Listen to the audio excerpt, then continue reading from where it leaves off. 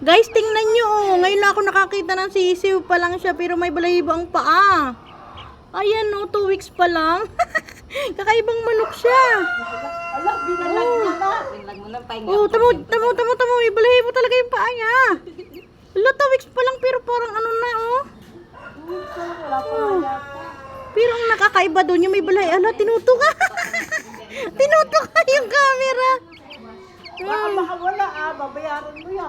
Oh, tingnan nyo naman. Oh, may balahibo talaga yung paa niya. Kakaiba siya. Ang lalaki pati. Para siyang ano, iwan ko anong manok yan. Puntahan mo yung nanay nga. Sige, puntahan natin. Kalaki. Yan guys, ang nanay at tatay nila. Oh. Tingnan nyo naman pati paa nila. May mga ano, balahibo nga. May medyas. Ayun oh. At sobrang laki. Grabe, parang 4 na kilo o 5 kilo isang buo, no? Ayun, laki. Ito, lalo na to. Yan ang tatay. Ayan, lalaki. Sobrang laki, oh. Parang 5 kilo ang isang buo. Yun pa. Pero ito talagang kakaiba, eh. Yan, oh. Bakit sila may balahibo ang paa? Oh.